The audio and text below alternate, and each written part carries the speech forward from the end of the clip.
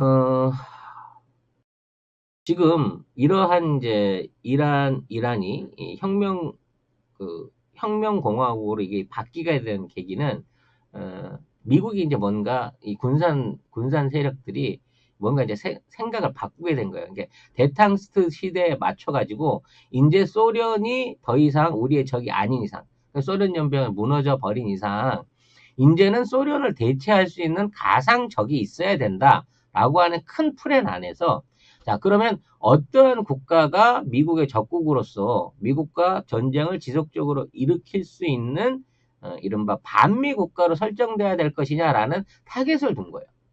그 타겟 중에 그 세 개 나라가 있었습니다. 북한이 있었고, 리비아가 있었고, 그 다음에 이란이 있었던 겁니다. 근데 이 이란을 이슬람 공화국이라고 하는 일종의, 제가 봐도 이거 거의 괴뢰 왕조예요. 아니, 아무리 종교 지도자가 그 권한이 세다고 하지만 의회를 전부 다 관리 감독을 하고, 그 다음에 대통령을 임명권을 발행을 하고, 임기도 없어, 정신이야, 죽을 때까지 하는 이런 류의 그 지도 체제는 절대 민주적인 지도체라고 볼 수가 없거든요. 이러한 괴뢰 정권을 만들어내는데 미 군산 세력들이 일조를 하고, 얘네들을 데리고 이란 그 중동 안에서 전쟁을 일으키게 됨으로 인해서 상시적으로 미국의 적이 될 수 있는, 미국을 위협할 수 있는 세력으로 중동 국가의 정체를 바꿔버린 거죠. 그러니까 그전에는 중동은 미국의 발 아래서 마음대로 움직일 수 있는, 쪼물락쪼물락 거릴 수 있는 싸움이 안 되는 애들이었는데, 어느 날 얘들이 성장을 해서 얘들이 지금 겁나게 사나워. 얘네들이 힘만 있으면 진짜 미국을 들었다 엎을 수도 있다. 미국의 어떤 생존에 위협을 줄 수 있다라고 하는 상황을 이때부터 그림을 그린 거라는 얘기입니다. 그래서 이 이란을 악의 축으로 몰아가면서 이 이란과 이스라엘, 사우디를 서로 경쟁시키고 싸움을 붙이는 시절이 이 호메이니에 등장한 막 이른바 이슬람 혁명공화국 이란에 대한 적대시에서 이게 시작됐다는 거예요. 그러니까 그동안 쭉 뽑아먹던 이란을 버리고 이란이 모든 악의 축이다라고 하는 이른바 대결 프레임을 여기서 만든 거죠. 근데 여기서 중요한 거는 이란이 이란이 왜 그 축으로 찝혔는가라는 부분을 이해를 좀 해야 됩니다. 처음에 이제 이스라엘을 집어넣은 것도 중동하고의 일종의 그 내분을 일으키기 위한 장치로 있어서 만들어졌다고 하는데, 그 중동 안에서도 이슬람 세력들을 갈라놓을 필요가 있었어요. 왜 그러냐면 과거에 오스만 투르크, 그러니까 1차 세계대전 이전에 오스만 투르크 제국이 그 모든 이란과 동유럽을 전체적으로 통합하고 있었기 때문에 그 통합된 국가들로서의 유대감이 남아 있었단 말이에요. 이러한 유대감을 완전히 파괴하기 위해서 이스라엘을 심어놔서 기독교 국가, 그러니까 엄밀한 유대교지만 유대교 국가를 그 중동 국가 안에 심은 거고, 그 다음에 이 갈등을 강화시키기 위해서 수니파와 시아파라고 하는 종교 조직 두 개를 만들어요. 그 두 개를 만들고 그 각 종교 조직을 지원하는 세력의 핵심으로 이란을 지명을 합니다. 왜? 이란은 중동 국가들하고 민족이 달라요. 민족이 아예 피가 다릅니다. 언어도 딴 걸 써요. 중동 국가들은 아랍 민족이야, 아랍. 이 아랍 민족은 우리 그 터번 같은 거 쓰고, 그다음에 이제 터번이 아니죠. 뭐라 아무튼 수염 덥수룩하게 났던, 낙타 타고 유목하던 그 유목민들, 부족장들이 모여서 만든 게 이 국가인 거고, 이란은 전통 페르시아 제국의 후예들입니다. 수잡인가? 그래서 그 페르시아 제국의 그 후예들이기 때문에 사실상 과거 아랍 반도를 비롯한 아시아 아시 아시아의 극서쪽에 서로마, 동로마 제국과 함께 동로마 제국이라고 하는 거대한 제국을 형성했던 이 과거의 왕족의 후손들인 거예요. 이 사람들이 남아 있어서 모인 국가가 이란인 거고, 당시 오즈만 트루크 제국의 결정적인 역할을 했던 이란과 터키였는데 이 이란만큼은 주변에 있는 다른 국가들하고 완전히 다른 국가였어요. 그래서 이란을 적대시함으로 인해서 나머지 사우디나 예멘이나 카타르나 이런 국가들도 같은 아랍 민족이기 때문에 이란 대 반이란의 구도를 만들어 가려고 이란 민족이 선택됐다는 거죠. 이 이란이 이제 혁명공화국으로 성립을 하고 이 이란에서 이제 미군들이 철수를 하게 되고 단교를 당하게 되고 이제 전반적으로 단교까지는 아니었지만 그동안 있었던 경제 지원이나 군사적 지원들이 이제 전체적으로 떨어지게 되고 나면서 이란이 힘이 쇠퇴하게 됐을 때 바로 옆에 있는 이라크에는 새로운 세력이 등장을 하고 있었던 겁니다. 그 사람이 바로 사담 후세인인 거예요. 그래서 이란에서 철수한 미군들이 미국 본토로 돌아간 게 아니라 사담 후세인을 부추깁니다. 그래서 당시 부총리였던 사담 후세인을 군인 출신 부총리였던 사담 후세인을 부추겨가지고 이라크를 혁명해가지고 이라크를 다시 공화국 형태로 바꿔놓게 되고 사담을 계속 군사적으로 지원하면서 이란하고 전쟁을 일으키도록 사주를 합니다. 왜 사주를 했냐면 그 당시에 이제 산유 장비들 이란을 통해서 만들어졌던 기름들이 빠져나가기 위해서는 페르시아만을 거쳐서 빠져나가게 됐는데 이 페르시아만의 기존 설비들이 다 미국이 과거에 투자했었던 이란 국경선 안에 있었단 말이에요. 이란의 영향력 안에 있었기 때문에 이 수출항들을 이제 이라크를 통해서 탈취를 해가지고 좀 더 편안하게 관리를 하기 위해서 전쟁을 부추긴 겁니다.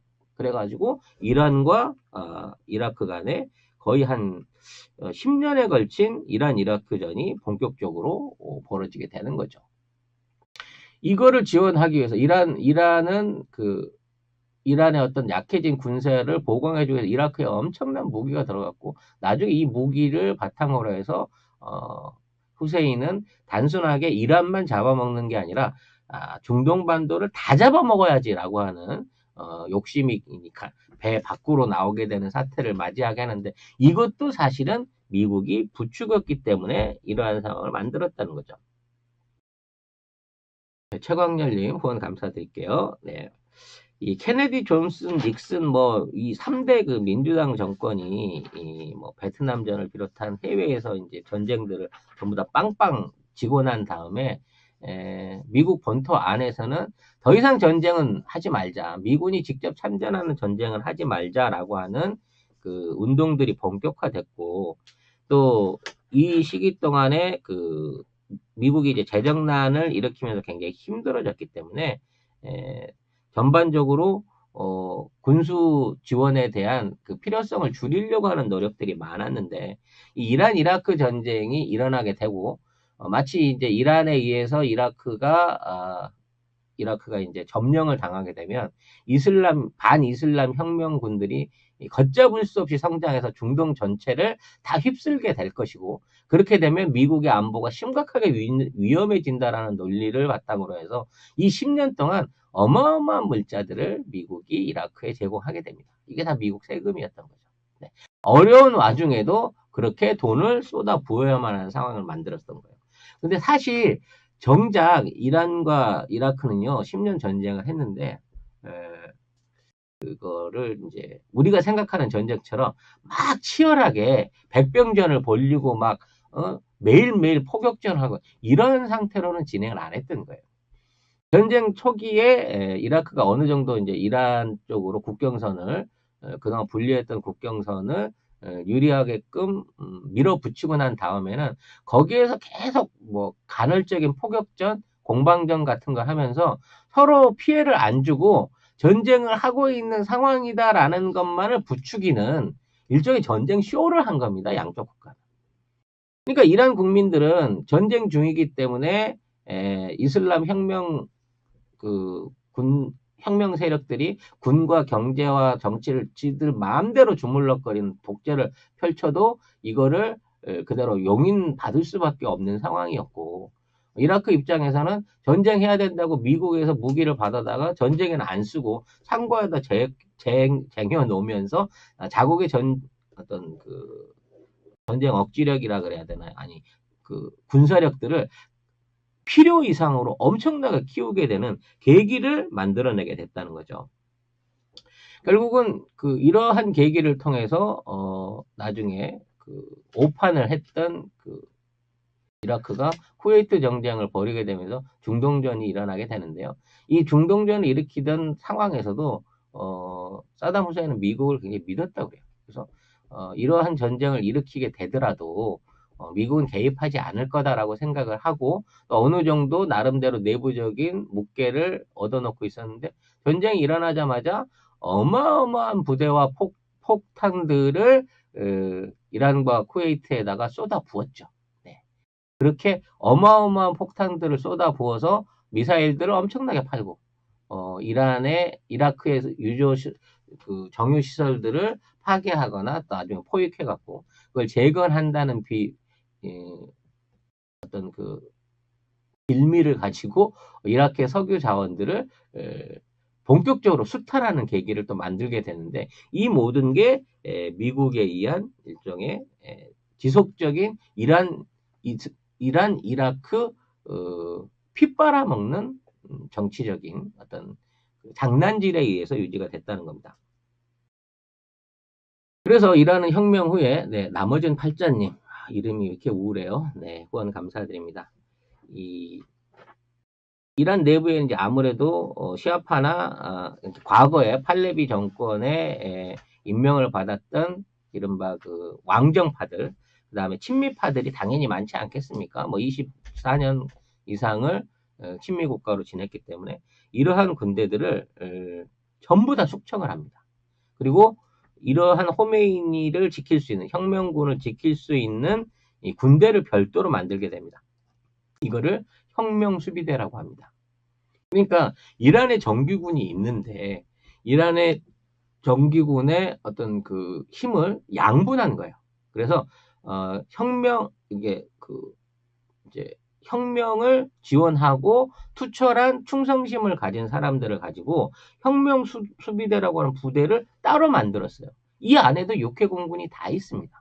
그리고 거기에 대한 지휘는 이제 호메이니의 지시만 받는 종교 지도자의 지시만 받게 되는 거예요. 그런 상황으로 이 혁명 수비대를 만들어서 이 부대들을 친위 부대로 운영하게 되는 거고 이란의 군사력 비중이라는 정치력 비중은 전부 다 이 혁명 수비대의 군벌을 쥐고 있는 호메이니 한 사람한테로 몰려가게 되면서 이란의 민주화에 대한 일종의 기대치는 가면 갈수록 더 떨어지게 되는 상황을 만들어내게 되는 겁니다. 하여튼 전쟁이 한 8년 정도 지나고 끝날 때쯤 됐을 때는 이제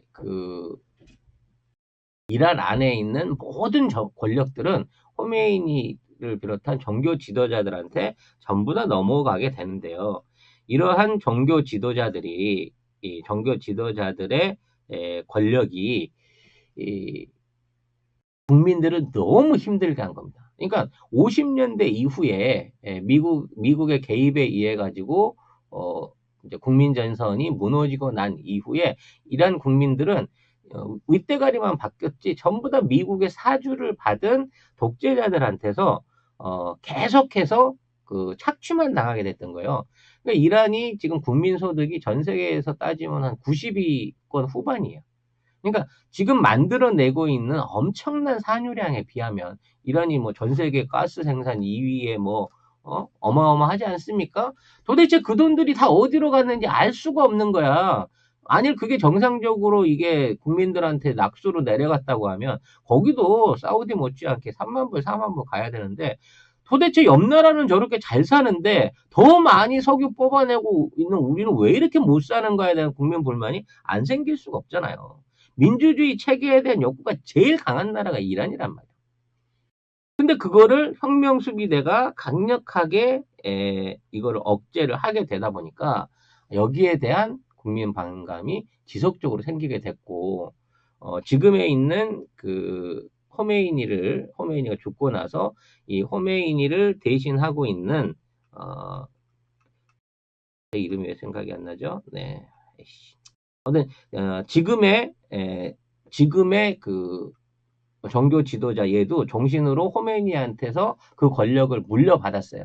근데 문제는 이 권력을 물려받은 그 갑자기 이름이 생각이 여러분이 좀 얘기해 주실래요? 네. 지금 대통령은 로한이고 지금 그 혁명 지금 최고 갑자기 어떻게 해요, 여러분? 네. 지금 이란의 실질적인 최고 지도자 이거 뭐지? 이름이 넉자인데 지금까지 얘기를 하다가 이름을 기억을 못 하고 있습니다. 네. 얘기해 주세요. 네. 아니, 설명을 해주셔야 돼요. 지금 비난을 당하고 있는 하메네이예요? 하메네이예요. 지금 아씨, 답변 올라오네요. 하메네이가 이렇게 기억이 안 날 수가 아니, 있습니까? 채팅이라도 좀 읽으시든가. 이제 올라오셨잖아. 아니, 올라오는데도 안 읽으시네요, 뭐. 이 하메네이라고 하는 인물도 이 호메이니가 죽으면서 지명을 받아갖고 올라간 종교 지도자란 말이에요. 근데 얘가 원래 성직자 출신이 아니에요. 이 사람은 혁명수비군의 군 장교였어.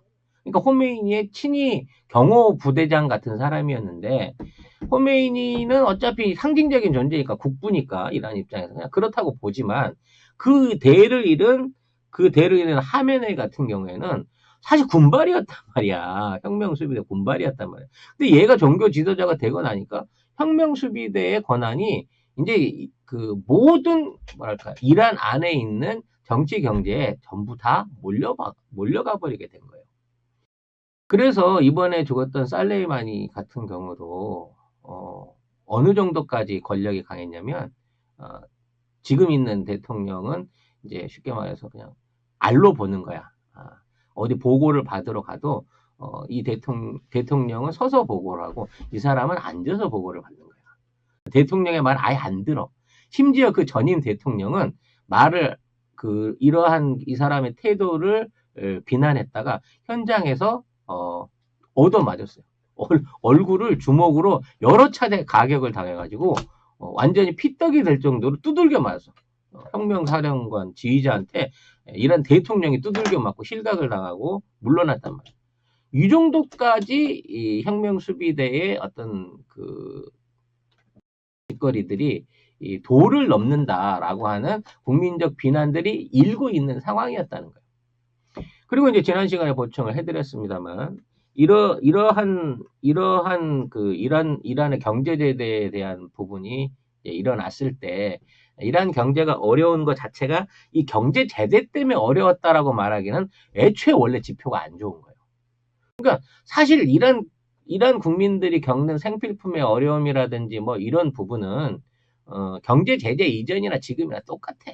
물건 구하기 어렵고 시장에 돈 안 돌기는 마찬가지인데 달라진 건 뭐냐? 이제 앞으로 이란에서는 달러를 사용할 수 없게 됐다라는 점만 달라진 거예요. 그렇게 돼서 대물 거래 하잖아요. 석유 주고 물건으로 받는 거래 한단 말이에요. 우리나라 같은 경우에도 지금 이란에 석유만 갖고 오고 못 돌려준 돈이 7조 원이나 돼요. 근데 이걸 현금으로 줄 수가 없어. 그래서 그걸 대신해 갖고 건설공사도 해주고, 뭐, 의약품도 대주고, 뭐, 줄 수 있는 거 줄 수 있는, 뭐, 하고 있는데, 웬만한 거, 차량이라든지, 뭐, 공산품, 뭐, 기계류, 이런 것들을 보내주면 좋을 텐데, 이거는 또 미국의 금지 품목이라서 보내줄 수가 없는 거야. 인도적인 거 아닌 부분은. 그러다 보니까 석유는 많이 갖고 오는 상황에서 우리가, 미필적 고의처럼 7조 원 넘는 석유 대납을 미납하고 있는 상태가 유지되고 있는 거라고. 대금을 못 치르고 있어. 못 치르고 있는 거야. 다른 나라들처럼 좀 가깝기나 하면 뭐 이것저것 챙겨서 보내겠는데 이게 또 그 거리도 먼 상태라서 보내기가 만만치 않은 거거든요. 그럼 이 미국의 트럼프의 이란에 대한 경제 제재가 이란 자체를 완전히 굶어 주겠냐는 아니라는 거예요. 원래부터 국민은 가능했어. 다만 이러한 이란을 통해 가지고 이란이 수출할 수 있는 주요 수출국들, EU라든지, 중국 같은 경우, 일본 같은 경우에는 미국이 제재를 안 했다니까.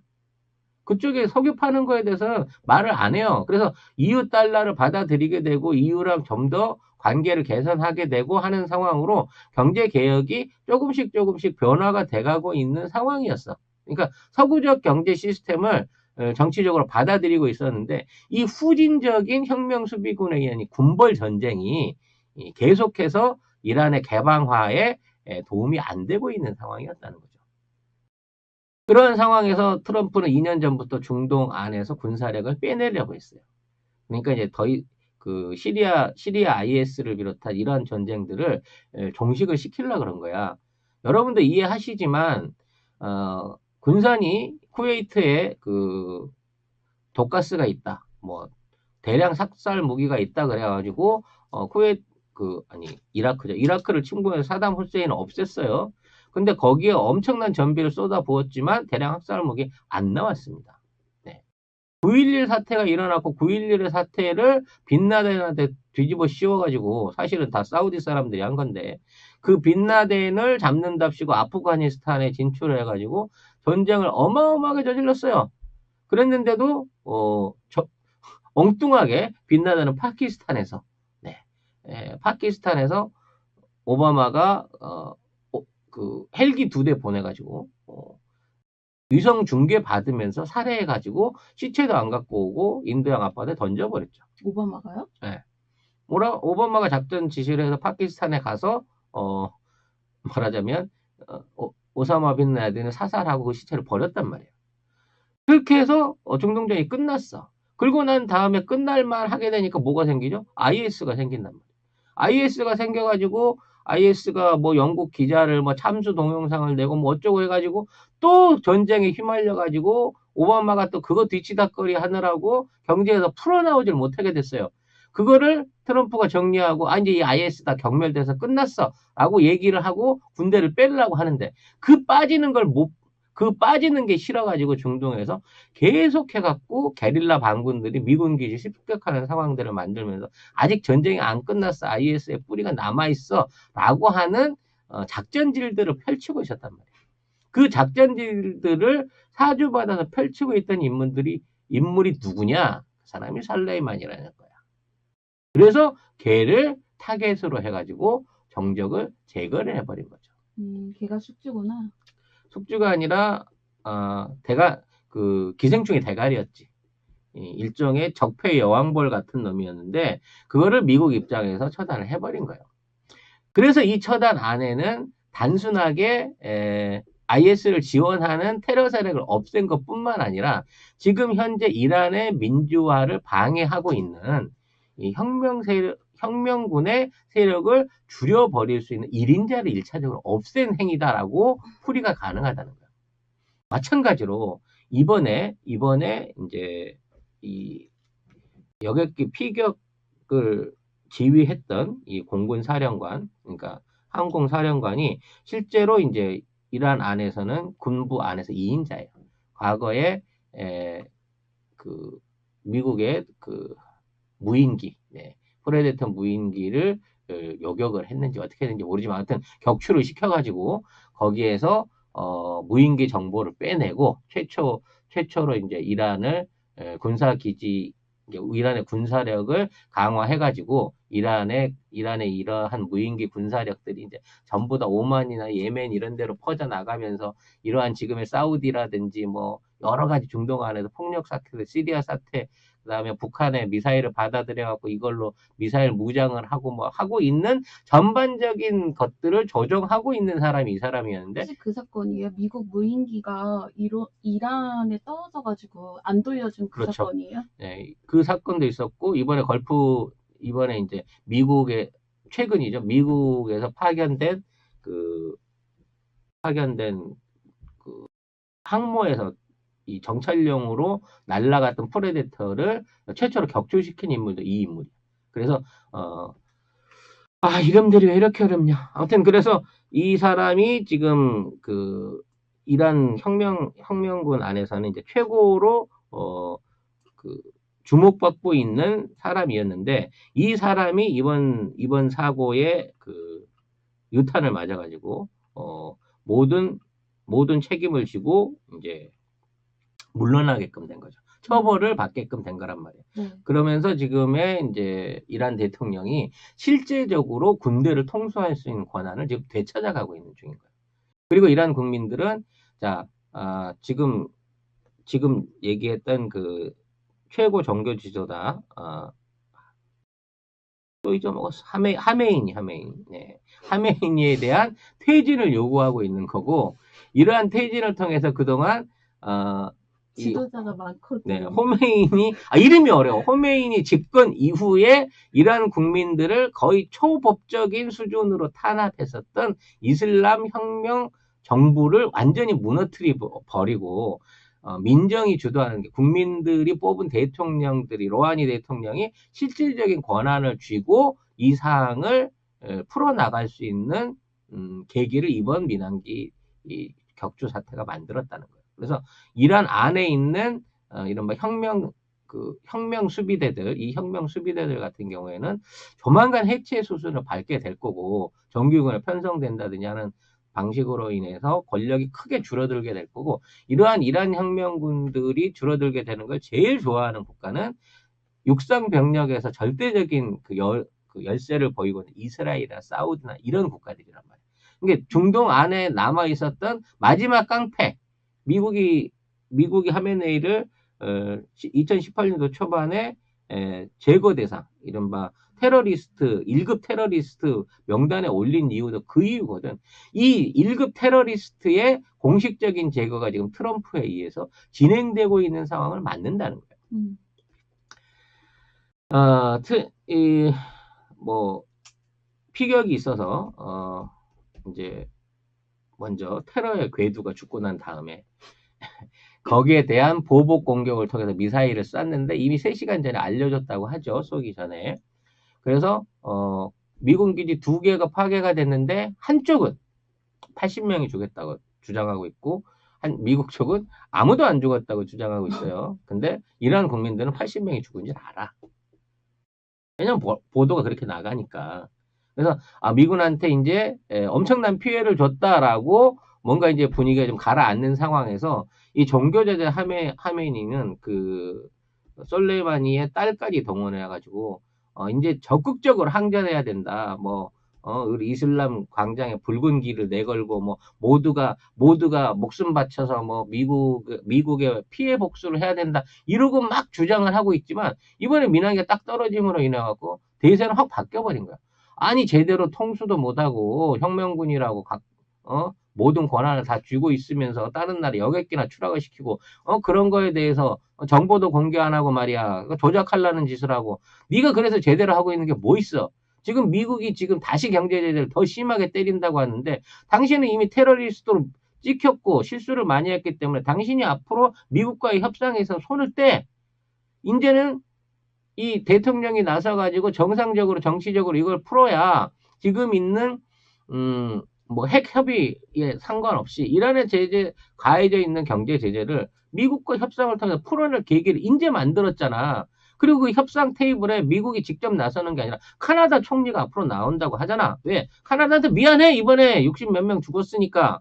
이 모든 그림들이 정말 진행이 된다고 하면 앞으로 이란 안에서는 이제 혁명공화국이 아닌 진짜 공화정을 할 수 있는 민주공화정을 할 수 있는 계기가 열리게 되고 그 첫 번째 수혜자는 현재 권력이 제대로 이양이 되지 못했던 로하니 대통령이 이 모든 권한을 쥐어받게 된다는 거예요. 나는 이 그림이 이번에 우연히 만들어진 그림이 아닐 거라는 생각을 자꾸 하게 되는 거예요.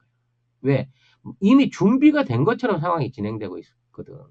여기에 대한 조사 여부나 진실 여부를 떠나가지고 로하니가 적극적으로 미국이나 서방 국가들한테 개방을 하고 그와 관련해가지고 비난을 받아서 감수를 하겠다라고 하면서 이 모든 분란은 우리 혁명공화국 지도자 하메이니하고 이 혁명군 때문이다라고 다 그걸 뒤집어 씌우고 있는 거예요.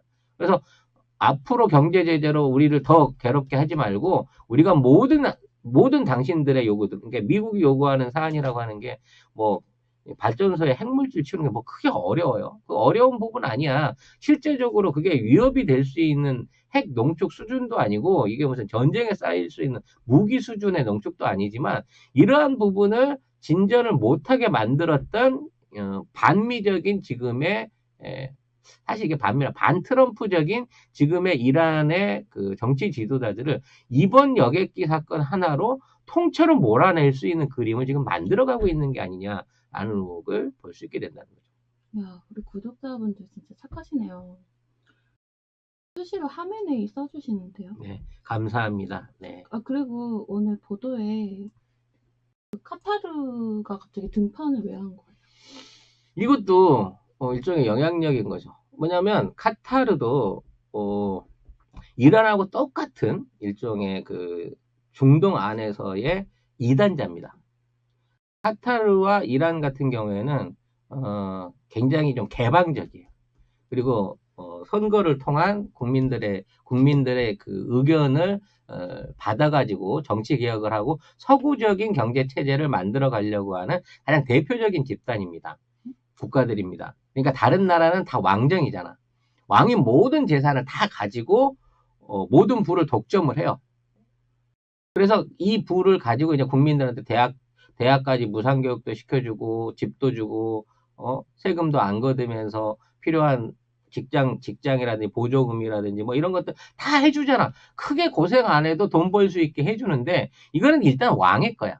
그래서 왕정을 끝까지 지켜나가려고 하는 아랍 국가들에 비해서 지금 이란을 필두로 해서 카타르라든지 뭐 지금까지 카타르가 가장 먼저지만 이런 국가들은 이걸 민주공화제로 돌리고 좀 더 독립적인 그러니까 미국이나 어떤 유럽에 의존하지 않는 독립적인 경제 체제를 만들어 보려고 하는 시도를 하고 있는 국가가 카타르거든.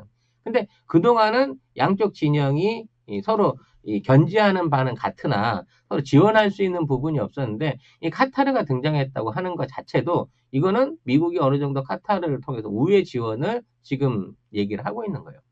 실제 카타르도 트럼프 정권 초반에 봉쇄 조치를 당해가지고 뭐 사우디나 주변 국가들이 이 모든 육로를 막고 해상 통행로를 막아서 생필품을 주지 않겠다라고 위협하던 시절이 있었어요. 그 당시에 카타르의 생필품들을 항공편을 통해서 지원해준 국가가 이란인 겁니다.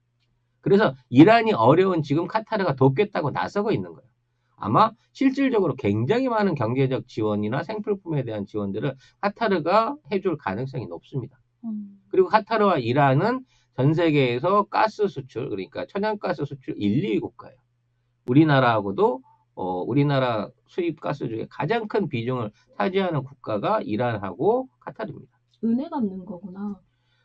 상부상조하는 거지. 왜냐하면 이들이 지향하는 국가의 방향이 같기 때문에.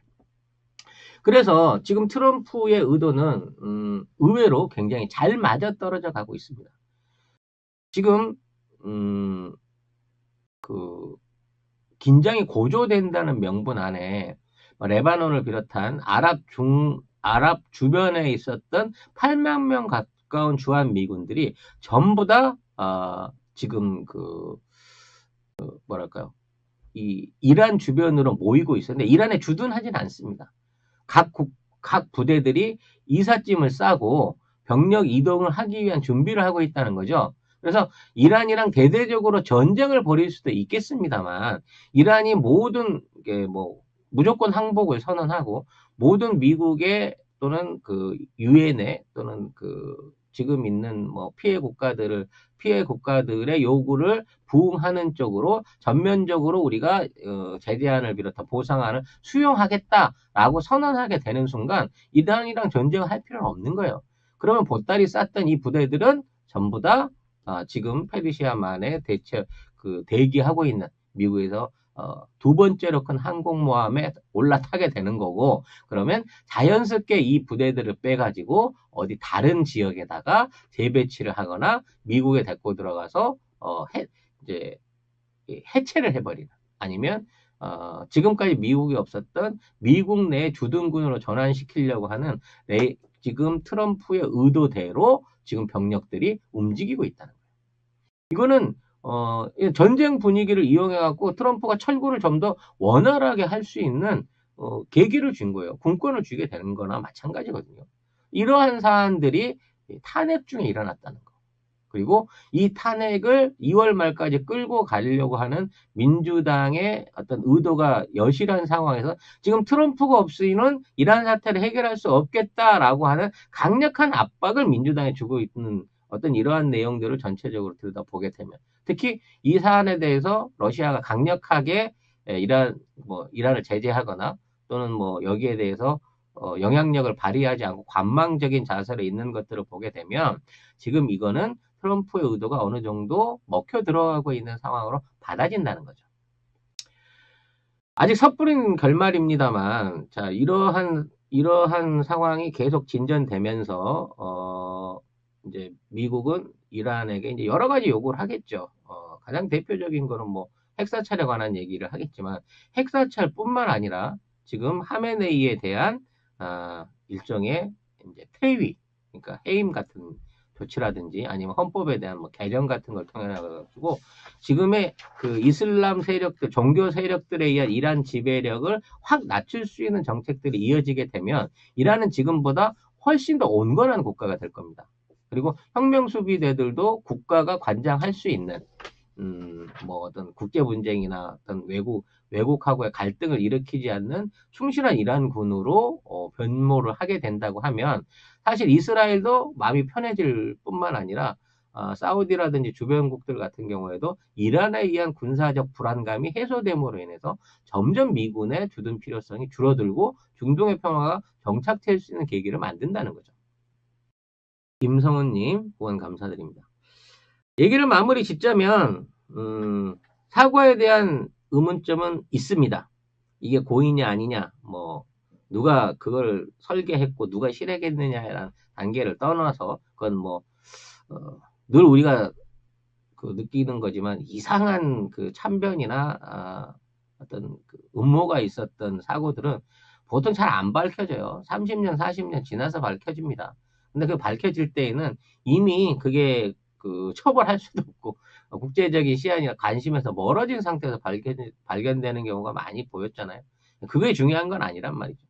질문. 네. 근데 그거 여객기 격추가 이륙하자마자 격추가 됐잖아요. 네. 그게 흔한 일인가요? 왜냐면 이륙하자마자. 이게 2.4km 높이에서 이게 피격을 당했다 그랬거든요. 비행기는 7,000m까지 올라가요. 그렇기 때문에 비행기가 7,000m 정상 궤도로 올라가 있는 상황이라고 그러면 아무리 그 미사일을 쏜다고 하더라도 격추시키기 쉽지 않죠. 그렇기 때문에 이란이 갖고 있는 방공망 상으로 가장 정확하게 맞출 수 있는 어떤 높이가 그 정도가 아니었을까라는 생각을 해봐요. 그래서 그 단계에서 격추를 시킨 게 아니냐, 격추 작업이 일어난 게 아니냐라고 생각을 해야 되는 거죠. 그리고 7,000m 상공에서 이제 날아오는 비행기 같은 경우에는 이게 뭐 전투기나 물론 뭐 고고도 폭격기 같은 모르겠습니다만 7,000m 상공까지 올라가 버린 여객기를 피격하거나 그랬던 사례는 이 지상 미사일로는 힘들어요. 공대공 미사일, 그러니까 전투기가 출격해서 이거를 일으켜야 되는 거거든. 그렇게 되면 고의성이 너무 눈에 보이는 거지. 그래서 이번 전투기가 2.4km 높이에서 피격당했던 것 자체가 사전에 어느 정도 조금 의도가 있었던 게 아니냐라는 생각을 해보게 된다는 거예요. 만일 실수였다 그러면 진짜 비행기 평상 고도 높이인 7,000m 상공에서 그걸 맞았어야죠. 미사일을 맞았어요. 근데 너무 낮은 고도에서 맞은 것도 일종의 의문점이 될 수 있는 부분입니다. 하여튼 트럼프는 그동안 있었던 이른바 보병들, 군인들을 해외에 많이 파병하는 일종의 이런 이 국방비 투자를 굉장히 싫어합니다. 왜냐면 다 인건비거든요. 네. 냉겨 먹을 게 없어요. 사람을 이렇게 보내가지고 하게 되면 인건비, 국방 예산 중에 60% 일단 얘들 인건비로 써야 되는 거야. 근데 그걸 트럼프가 삥 뜯을 수가 없잖아. 근데 이번에 이번에 리피나 뭐 프레데터 같은 무인기를 통한 정보전, 이런 뭐 대리전, 무인전쟁 이런 걸 하게 되면 얼마든지 이 군수업체를 통해 가지고 물건을 발주하고 그걸 생산하면서 이걸 산업적으로 가공해 가지고 이제 앞으로 거기에 뭐 무인 전차도 등장할 거고요. 또 그와 관련된 뭐 다양한 장비들을 통해 가지고 앞으로는 최첨단 전쟁을 해야지 이제 땅 깨보내서 이렇게 하는 거 아니야라고 말하는 순간 객단가는 높아지면서 돈을 뽑아먹을 수 있는 부분 안에서의 이득이 엄청나게 늘어날 수 있다는 겁니다. 트럼프는 그런 장사를 하고 싶은 거예요. 하지만 과거 군산들 같은 경우에는 그걸로는 안 되는데 우리는 일단 군복부터 시작해서 수통해서 총알부터 해갖고 막 이런 것들 다 해야 되는데 그건 잘못되면 사람의 생명이 왔다 갔다 하는 거잖아요. 그래서 국민들도 미국 국민들도 파병한다 그러면 싫어하고 또 거기에 들어가서 많은 돈이 들어가는 거 싫어한단 말이에요. 이제 이 트럼프가 추구하는 국방 예산의 진행 방향이 바뀌고 있는 거예요. 더 자기가 돈 뽑아먹기 좋은 구조로. 그리고 그와 관련된 업체들하고 이미 손을 다 잡은 거야. 오직하면 현재 국방장관이 미사일 만든 레이시온 그 영업 부사장 출신이겠냐고. 이미 그 사람이 들어오는 순간 앞으로 모든 전쟁들은 레이시온을 비롯한 이런 항공산업들이 주도하게 될 게 뻔한 거고요. 지금 트럼프가 우주군을 창설했잖아요. 그 우주군을 창설하고 얼마 안 돼가지고 일본이 자신들도 우주군을 창설한다 그러면서 트럼프한테 스스로 삥을 뜯기기 위한 준비 체제를 다 갖추고 있어요. 대신 우리나라는 어떻게 됐습니까? 네. 오히려 그동안 나사하고 진행 중인 달 탐사 계획을 퇴짜나 버리고 우리 스스로 정지 궤도 위성을 만들어 가지고 2022년도에 쏘아 올리고 있어요.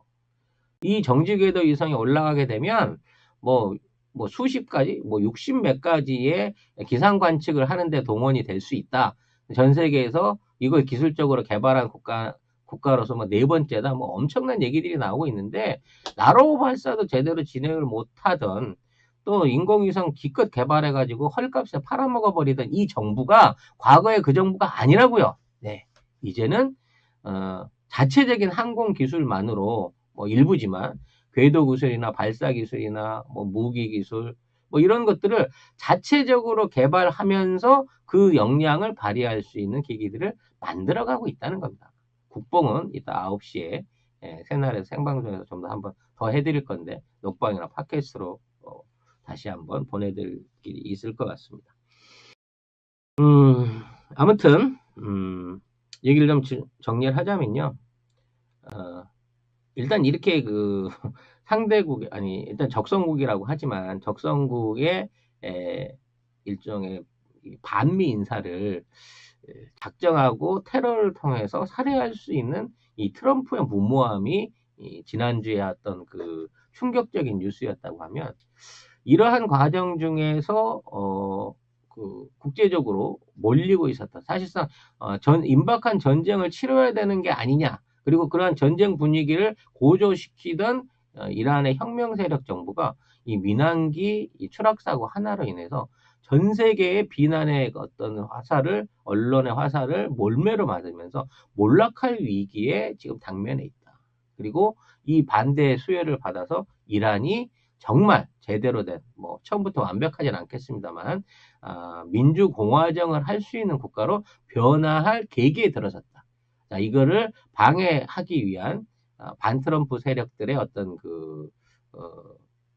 폭력적인 결기가 있겠죠. 다른 데서 뭐 엉뚱한 데서 미군 기지나 어떤 미국의 대사관 같은 게 피격당할 수 있는 방식으로 이게 이제 엉뚱한 사고로 번져나갈 수도 있을 거고요. 권력을 내려놔야 하는 혁명 수비대 안에서 뭐 내부 쿠데타라든지 자체적인 반발 움직임이 있을 수도 있습니다. 하지만 그 부분을 잘 정리해낸다고 하면 늘 지금 사실상 이란 그 중동 정세의 가장 큰 골칫거리였던 이란의 돌발적인 행동 부분, 폭력적인 군사력의 부분이 충분히 통제 가능한 민정정부로 이양됨으로 인해 가지고 중동 평화에 크게 기여할 수 있는 변화의 변곡점에 서 있는 상황이다라는 점을 여러분들하고 이해를 돕기 위해서 얘기를 해봤습니다.